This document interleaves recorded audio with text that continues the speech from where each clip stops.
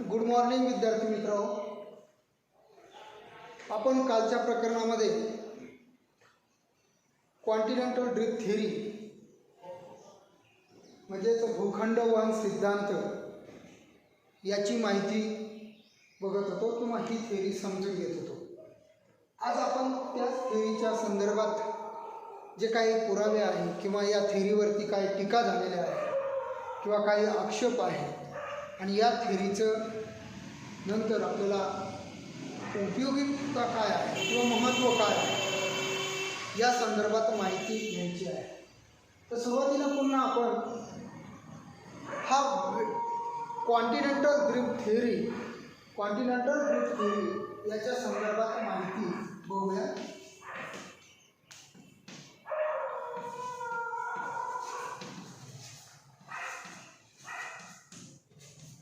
Drift theory, आता ही continental drift theory जी आहे ती वेगनरच्या नावाने प्रसिद्ध आहे, कारण जर्मन शास्त्रज्ञ अल्फ्रेड वेगनर यांनी ही थिअरी 1912 मध्ये मांडलेली आहे आणि म्हणून त्यांच्या नावानेच ही थिअरी प्रसिद्ध झालेली आहे आणि म्हणून वेगनर्स कॉन्टिनेंटल ड्रिफ्ट थिअरी असं तिला म्हटलं जातं।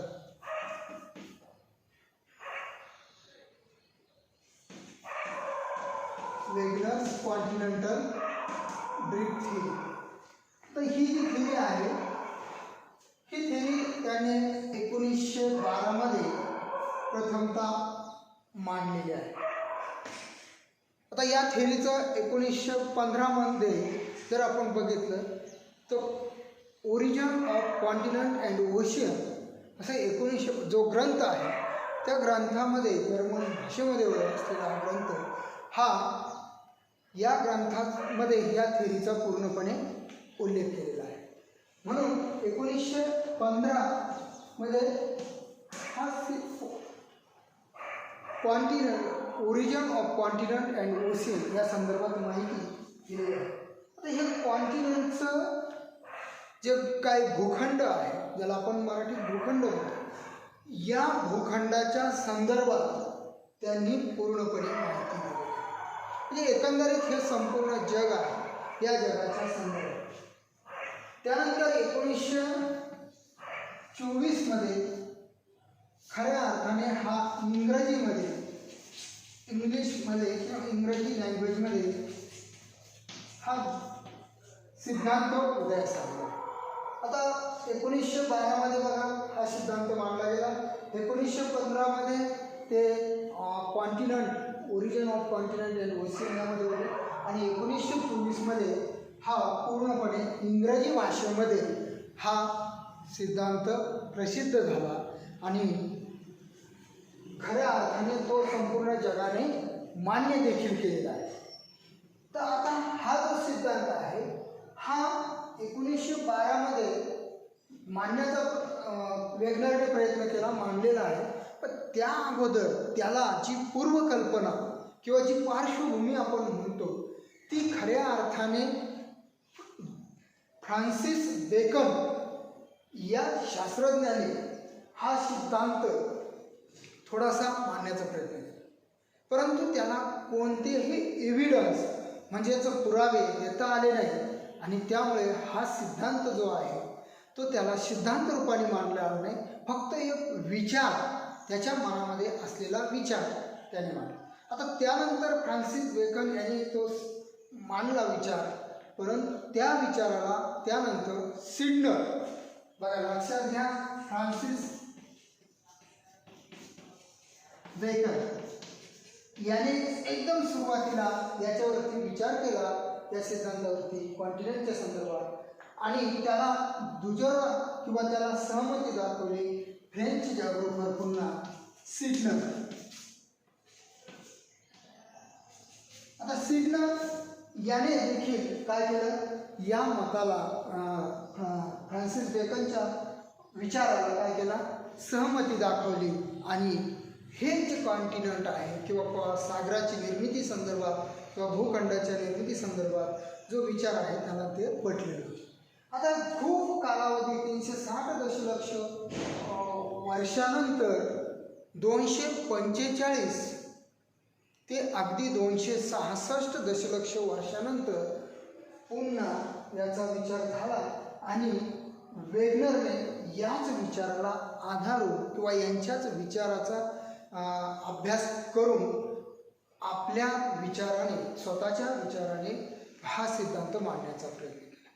आणि तो सिद्धांत केवळ त्याने मांडला नाही, तर त्याला सपोर्टिंग असे एव्हिडन्स जे आपण म्हणतो, पुरावे, कारण कोणताही सिद्धांत किंवा थिअरी मांडताना त्याला विशेष असे पुरावे द्यावे लागतात आणि ते भक्कम असे पुरावे जवळजवळ 6 ते 7 पुरावे त्याने दिले आणि त्यामुळे हा सिद्धांत पक्का मानला गेला आणि वेगनरच्याच नावे तो सिद्धांत पडला गेला.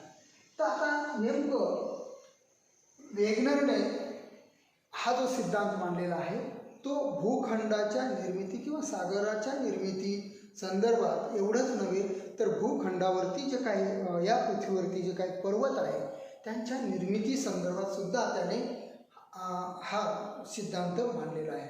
म्हणून वेगनर्स कॉन्टिनेंटल ड्रीफ्ट थेअरी त्याच्याच नावानुसार वेगनरची भूखंड वहन थेअरी म्हणून प्रसिद्ध आहे.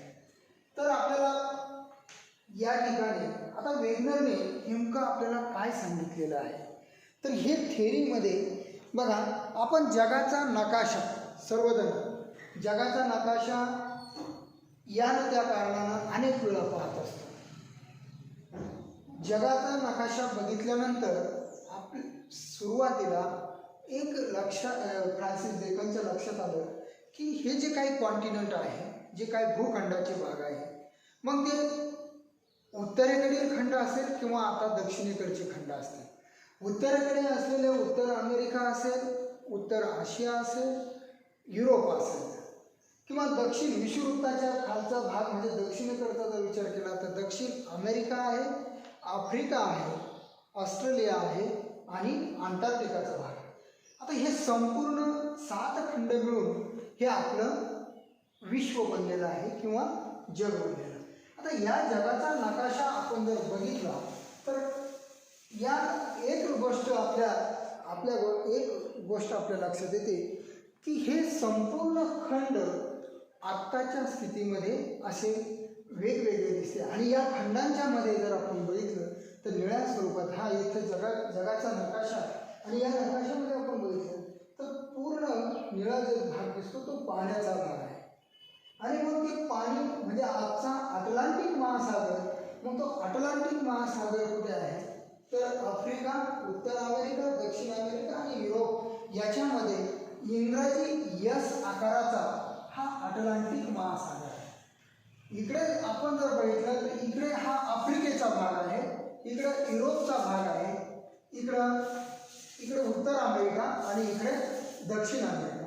आता यामध्ये मात्र हा पूर्ण पाण्याचा भाग आहे. हा पाण्याचा भाग म्हणजेच अटलांटिक महासागर आहे. आता हे या ठिकाणी विषुववृत्त आहे, दोन्हीच्या बरोबर मधल्या हे विषुववृत्त. म्हणजे युरोपचा भाग, उत्तर अमेरिका, दक्षिण अमेरिका आणि आफ्रिकेचा भाग. या ठिकाणी आपण जर विचार केला तर इकडं ऑस्ट्रेलियाचा भाग आहे, इकडे इंडियन प्लेट आहे आणि हा पूर्ण आशियाचा भाग आहे.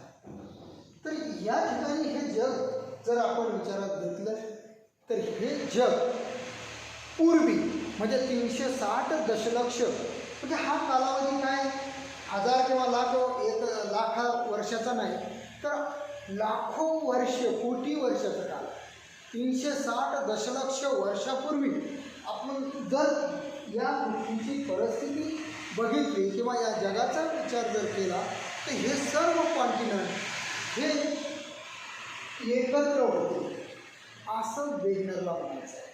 याचा सिद्धांताचाच मूळ जे बाबा आहे तो लक्षात घ्या की हे सर्व कॉन्टिनेंट मग ते दक्षिण अमेरिका, उत्तर अमेरिका, इकडे असणारा युरोप, आशिया, इकडं बघा युरोपचा भाग आहे, आफ्रिका आहे, इकडे उत्तर अमेरिका आहे, दक्षिण अमेरिका आहे, इकडं ऑस्ट्रेलिया आहे, इकडं खाली हा पूर्णपणे अंटार्क्टिकाचा भाग आहे. अंटार्क्टिका खंड. इकडं उत्तर आशियाचा भाग आहे, आशिया. आणि आपली इथं थोडासा इंडियाची एक प्लेट त्या ठिकाणी. आता हे कॉन्टिनंट, आता मुळामध्ये विचार जर केला तर हे संपूर्ण मूळ थीम लक्षात घ्या, मूळ सिद्धांताचा गाभा, की हे जे कॉन्टिनेंट आहे, हे जे काय भूखंड असतात, हे सर्व एकत्र जोडलेले आहे. आपल्याला आश्चर्य वाटत असेल, पण त्याने जे पुरावे दिले त्या पुराव्याचा आधार जर घेतला तर हा सिद्धांत खरा वाटतो आपल्याला, की जी सत्यता आहे ती त्यामध्ये आढळते. उदाहरणार्थ त्याने आपल्याला सांगितलेलं आहे की तुम्ही दक्षिण अमेरिका, उत्तर अमेरिकेचा विचार करा, इकडे युरोप आणि आफ्रिकेचा विचार. हे जर कॉन्टिनेंट एकत्र आणले तर एकमेकामध्ये ते चपकलपणे बसतात. त्याला जिगसॉफिट असं त्याने शब्द.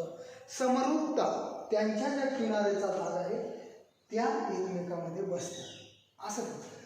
केवळ किंवा या ठिकाणी युरोपचा भाग असेल, उत्तर आशियाचा भाग असेल, ऑस्ट्रेलिया असेल, हे संपूर्ण किंवा भारतीय उपखंडीय प्लेट असेल, तर हे संपूर्ण एकत्र आणण्याचा जर प्रयत्न केला तर हे पूर्णपणे एकत्रित जोडल्या जाते. हे खंड एकमेकामध्ये चपकलपणे बसतात, त्यांच्यात एकरूपता दिसते आणि त्याला त्याने नाव दिलं होतं पॅन्जिया.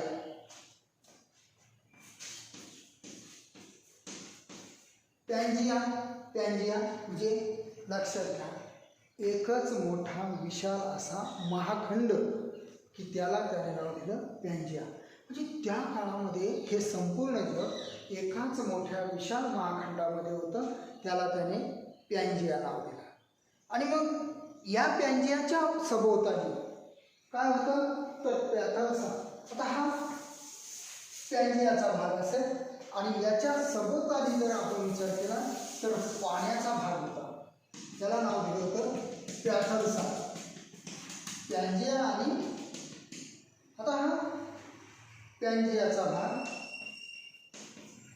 याच्या सभोवताली काय होतं पॅथलसा. पॅथलसा म्हणजे पाण्याचा भाग, थोड्या महासागराचा भाग लक्षात घ्या. म्हणजे कॉन्टिनेंट मध्ये होता, एकच मोठा कॉन्टिनेंट होता, सर्व जोडलेले खंड होते आणि त्याच्या सभोवताली मात्र पूर्ण पाण्याने वेढलेला भाग होता. त्याला त्याने शब्द वापरलेला आहे पॅथलसा, म्हणजे आजचे महासागर आपण म्हणू. म्हणजे महासागर सभोवताली आणि मध्ये एकच मोठा विशाल असा महाखंड होता, त्याला त्याने नाव दिलं होतं पॅन्जिया. आता मुळात हा सिद्धांत मांडण्या अशा पद्धतीचा हा सिद्धांत आहे. त्याच्यानंतर आपण पुढचं बघतो. तर हा मुळात वेगनर जो होता, तो वेगनर हा हवामान तज्ज्ञ आणि हवामानाचा आणि भूगर्भाचा अभ्यासक होता. आता हवामान तज्ज्ञ असल्यामुळे त्याने दोन गोष्टी गृहीत धरलेल्या आहेत, की एक तर त्याच्या मनाला माहीत होतं की या जे काही पृथ्वी आहे किंवा जग आहे, या जगामध्ये काही हिमावर्ण, हिमाच्या खुणा आहे, हिमखुणा. हिमवर्ण म्हणजे काय, पूर्णपणे आता जसे हे कॉन्टिनेंट उघडे आहे, आता जशी अंटार्क्टिकावरती हिम आहे, हिमालयामध्ये जसा बर्फ आहे, तसं पूर्णपणे हे सरफेस हिमाच्या थराने आच्छादलेलं, त्याला हिमावरण असतं. तर त्याच्या हिमखुणाचे लक्षण, पूर्वीचे खुणा या आजही आपल्याला दिसतात. त्यानंतर काही वनस्पती, प्राण्यांचे जीवाश्म या संदर्भात देखील आपण जर बघितलं तर हे ज्या गोष्टी आहेत किंवा ह्या ज्या काही इव्हिडन्स आहे, पुरावे आहेत, ते आजही पाहायला मिळतात. आणि त्यामुळे एकतर या भूखंडावरती किंवा या कॉन्टिनेंटवरती हवेचे जे काही कटिबंध आहे किंवा हवामानाचे जे कटिबंध आहे ते एक तर बदलले असावे असं त्याला वाटत होतं. दुसरा विचार त्याच्या डोक्यामध्ये होता, कारण भूगर्भाचा अभ्यास असल्यामुळे, की हे जे कॉन्टिनेंट आहे या कॉन्टिनेंटचं ड्रिफ्ट झाला, वहन झालेलं असावं आणि त्यासाठी वेगवेगळ्या शक्ती त्याला कारणीभूत असल्या पाहिजे असं त्याचं दुसरं मत आहे. आणि मग हा सिद्धांत मांडत असताना त्याने या दुसरी जी ग्रहित कल्पना आहे त्याची किंवा संकल्पना आहे, विचार आहे, याला विचारात घेऊन हा सिद्धांत मांडलेला आहे. तर मग त्याला लक्षात आलेलं आहे की नक्कीच एक मोठा विशाल खंड आहे आणि त्या खंडाचं तुकडे झालेले आहेत, ते वेगवेगळ्या शक्ती त्याला कारणीभूत झाल्या असतील. तर त्यामध्ये त्याने दोन शक्ती मांडले. सौर शक्तीचा विचार केला. सौर शक्तीमुळे हे कॉन्टिनेंट काय झाले, कदाचित त्यांना तडे गेले. कदाचित म्हणण्यापेक्षा ते त्याचं मत असं ठरलं की तडे गेले, ते कॉन्टिनेंट वेगवेगळ्या भागामध्ये तुटू लागले. मग ते अगदी उत्तरेकडे असणारा मग ते विषुववृत्तापासून आपण जो वरचा भाग होता तो लॉरेन्सियाचा आणि दक्षिणेकडचा असलेला गोंडवाना, अशी त्याची सुरुवात झाली. की हे कॉन्टिनेंट तुटले असावे, फुटले असावे असं त्याचं मत आहे. आता या ठिकाणी आपण जर विचार केला तर तोच विचार घेऊन आणि त्याला भक्कम असे पुरावे देऊन त्याने हा सिद्धांत मांडलेला आहे. मग जशी सौर शक्ती अशी तशीच त्याने सांगितली की कॉन्टिनेंट तुटले, बाजूला सरकायला लागले, त्यामध्ये पोकळी निर्माण झाली आणि मग या सभोवतालचं जे पाणी आहे, आता उदाहरणार्थ आपल्या या ठिकाणी मी तुम्हाला दाखवतो की हा जो कॉन्टिनेंट आहे हा काय आहे, पॅन्जियाचा भाग आहे. हा पॅन्जियाचं विभाजन झालं आणि वरती एक कॉन्टिनेंट सरकला गेला. वरती एक कॉन्टिनेंट सरकला वरच्या बाजूला, आता विषुववृत्तापासून, आणि हा एक कॉन्टिनेंट खाली सरकला आणि त्यामुळे या ठिकाणी तळालेला दोन्ही भाग हे वेगळे झाले.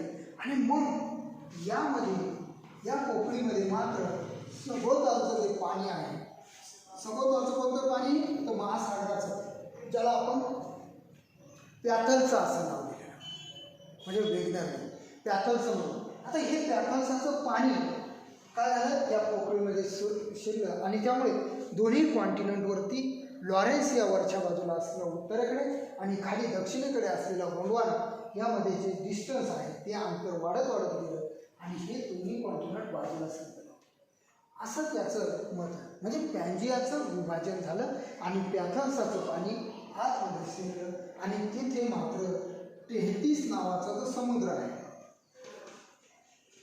म्हणजे मराठीत आपण 33, आता 33 नावाचा महासागर किंवा समुद्र तयार झाला असं त्याला म्हणायचं.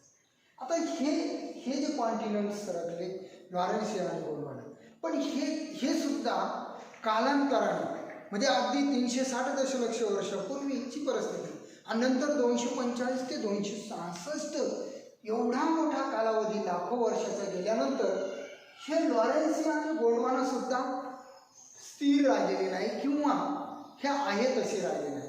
तर यांचं सुद्धा सूर्याच्या शक्तीमुळे किंवा या टायडल फोर्समुळे, पाण्याच्या अगदी लाटा, ज्याला टायडल म्हणजे काय, लाटा, या लाटांच्या शक्तीमुळे हे कॉन्टिनेंट लॉरेन्सिया आणि गोंडवानाचा भाग देखील हा काय झाला, पुन्हा त्याच्यामध्ये तुकडे व्हायला लागले, ते देखील फुटला. त्याचं कारण या दोन शक्ती त्याला कारणीभूत आहे, सौर शक्तीची आणि सागरी लाटांची शक्ती, असं त्याचं मत आहे. आता मग त्या शक्ती पुरेसा आहे की तो टीकात्मक भाग झाला, त्याच्यावरती झालेले ते टीकाच. पण त्या शक्तीच्या आधारे तो म्हणतो की या ठिकाणी लॉरेन्सिया आणि गोंडवाना तुटले आणि त्यांचं पुन्हा काही भागाचं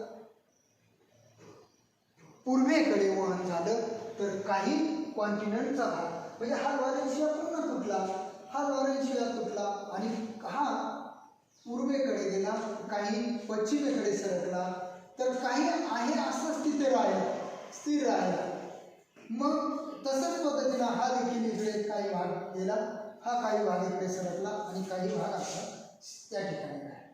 परिणामी आता एक लक्षात घ्या, जे या ठिकाणी उत्तर अमेरिका आहे, इकडे दक्षिण अमेरिका, युरोप आणि आफ्रिका. आता हे जर कॉन्टिनेंट एकमेकाच्या जवळ आणले, युरोपकडे, उत्तर अमेरिका युरोपकडे घेतला, दक्षिण अमेरिका आफ्रिकेकडे. आता त्या ठिकाणी हे जे फुगीर भाग आहे दक्षिण अमेरिकेचा, हा आफ्रिकेच्या गिनीचं जे आखात आहे, आखात म्हणजे खोलगड भाग, आज जे गिनीचं, आणि हा जो काही फुगी ब्राझीलचा भाग आहे या फोडणीमध्ये हा भाग तंतोतंत बसतो किंवा हे कॉन्टिनेंट एकमेकाच्या जवळ जर आणले. फॉर एक्झाम्पल आता हे दोन कॉन्टिनेंट हे आता वेगळे दिसतात. वास्तविक पाहता हे सुरुवातीला एकत्र आहे. याचेच मी दोन भाग केलेले आहे. याचे दोन भाग केले. आता दोन भाग झाल्यानंतर हे एकमेकापासून दूर गेलेले आहे. हे दूर गेले. परंतु हे जर कॉन्टिनेंट एकमेकाच्या जवळ आणले असेल तर एकमेकामध्ये ते चपकलपणे बसतात आणि एकच मोठं कॉन्टिनेंट असं त्याने अशा पद्धतीने याच्यामध्ये समरूपता दिसते. तर हे कॉन्टिनेंट सारखे झाले. एकच कॉन्टिनेंट म्हणजे उदाहरणार्थ तुम्हाला दिलंय उदाहरण खडू आहे पण हे खंड आहे असं गृहीत धरा. तर हे जसे कॉन्टिनेंट एकमेकाजवळ आणले एकमेकामध्ये ते चपकलपणे बसू शकतात तशा बसतात. तशाच पद्धतीनं हे सर्व भूखंडाचे भाग हे मोठे विशाल जे खंड आहेत ते एकमेकाच्या जवळ आणल्यास ते एकमेकाच्या जवळ आणल्यास चपकलपणे बसतात असं त्याला सांगितलं. आणि मग जे काही पोकळीचा भाग आहे हे कॉन्टिनेंट सरकले. मग पॅथॉल्सचं पाणी या पोकळीमध्ये शिरलं. इथं अटलांटिक महासागर तयार झाला. इकडे आपला आशियाच्या खाली हिंद महासागर हा तयार झाला. हिंद महासागर आफ्रिका आशिया या भागामध्ये येतो आणि बाकी सर्व जो भाग होता त्या सर्व भागामध्ये जे पाणी जिथे जिथे खोलगड भाग राहिला त्या ठिकाणी पूर्णपणे प्रशांत महासागर म्हणजे ज्याला आजचा आपण पॅसिफिक महासागर असा सर्वात मोठा महासागर जगातला तो बनला गेला. म्हणजेच पॅथॉल्सचं पाणी हे वेगवेगळ्या ठिकाणी कॉन्टिनेंटच्या नुसार त्या ठिकाणी जिथे जिथे त्याला पाण्याला खोलगट भाग मिळेल पोकळी मिळेल अशा भागामध्ये ते पाणी सर्व सामावलं गेलं. आणि मग जगामध्ये जसे 7 खंड आहे तसे अटलांटिक महासागर पॅसिफिक महासागर आणि हिंद महासागर तयार. मग तांबडा समुद्र भूमध्य समुद्र हे 33 समुद्राचे काही अवशेष आहेत त्याचा सुद्धा काही भाग आहे तेही देखील तयार झालेले आहे. तर अशा पद्धतीनं आपल्याला या वेगण्यातून हे सांगितलेलं आहे की उत्तर अमेरिका असेल किंवा दक्षिण अमेरिका असेल युरोप असेल आफ्रिका असेल उत्तर आशियाचा भाग असेल किंवा भारतीय उपखंडीय प्लेट असेल हे सर्व एकत्र होते आणि ते विभागले गेले आणि जे पॅथॉल्सचं पाणी आहे ते त्या भागामध्ये आतमध्ये आलं आणि त्या ठिकाणी महासागर. तर असे हा सिद्धांत त्याने आपल्याला मांडलेला आहे. आणि आता हे सिद्धांत मांडताना मात्र त्याला पुरावे देणं गरजेचं होतं. कारण त्याची एवढी मोठी विचारधारणा आहे एवढी मोठी थिअरी सिद्धांत आहे पण याला योग्य असे पुरावे काय. आता आपण सुद्धा विचार करू तुम्ही आधी सर्व विचार करू की एवढे मोठे कॉन्टिनेंट कसे सरकले त्याचा एवढी शक्ती कशी होती साहजिकच आहे. मग याच्यावरती काही टीका देखील झालेल्या आहे आक्षेप आलेले आहे. परंतु सर्वच सिद्धांत हा चुकीचा आहे असंही म्हणता येत नाही. कारण त्या पुराव्याचा जर विचार केला तर ते पुराव्यामधली सत्यता ही आपल्याला पाहायला. मग त्या पुरावे कोणते तर ते पुराव्याचा जर आपण विचार केला तर जे वेगवेगळे पुरावे त्यांनी सांगितलेले आहे त्यामध्ये ज्यामिती व समरूपता. पहिला पुरावे. आता काही पुरावे दिलेले आहेत सिद्धांतामध्ये की समरूपता याला त्यांनी इंग्रजीमध्ये शब्द त्यावेळेस वापरलेला आहे जिगसॉ पीट. आता यामध्ये बघा कोण सिद्धांत मांडत असताना त्याला सिद्ध करायचं असेल तर पुरावे द्यावे लागले एव्हिडन्स द्यावे लागले आणि त्यामुळे पहिला जो पुरावा त्यांनी मांडलेला आहे समरूपता. कोणतेही कॉन्टिनेंट एकमेकाच्या जवळ आणले तर ते एकमेकामध्ये चपकलपणे बसतात. त्याने उदाहरणार्थ या ठिकाणी आपल्या लक्षात येईल आफ्रिका आणि दक्षिण अमेरिकेचा भाग हे जर फुगीर दक्षिण अमेरिकेचा हा फुगीर भाग या गिनीच्या आखातामध्ये बसतो. हा अमेरिका आहे दक्षिण अमेरिका आणि हा आफ्रिकेचा भाग. तर या ठिकाणी हा भाग बरोबर या गिनीच्या आखातामध्ये ब्राझीलचा असलेला फुगीर भाग आफ्रिकेच्या गिनीच्या आखातामध्ये बसतो आणि ते चपकलपणे बसतो आणि हे कॉन्टिनेंट एकमेकाच्या जवळ आणले एकमेकाला तंतोतंत मोठेपणा दिसायला लागतो. असं याला जिग्सॉ पीट्स किंवा समरूपता असं म्हटलं जातं. आणि आजही आपण उदाहरणार्थ दक्षिण अमेरिका आणि आफ्रिकेचा भाग, दक्षिण आफ्रिकेत हे जर आपण एकत्र आणले तर ते एकमेकांमध्ये बसतात. ऑस्ट्रेलियाचा जर आपण विचार केला, ऑस्ट्रेलिया जर इंडिया म्हणजे आजचा बे ऑफ बंगाल जो आपण म्हणतो, बंगाल चौसा, त्या ठिकाणचा हा ऑस्ट्रेलिया जर उचलला तर भारताची जी पूर्व किनारपट्टी आहे, दक्षिण पूर्व किनारपट्टी, आणि ऑस्ट्रेलियाचा उत्तरेकडे असलेला भाग, हे जर आपण हा उत्तर भाग असेल आणि हा भारताची पूर्व किनारपट्टी, हा जर भाग असा आपण ऑस्ट्रेलिया इकडे भारताकडे उचलला तर या ठिकाणी आपल्या एक लक्षात येईल की या दक्षिण पूर्व भागावरती भारताचा जो पूर्व भाग आहे या ठिकाणी ऑस्ट्रेलियाचा उत्तर भाग बरोबर येऊन बसतो.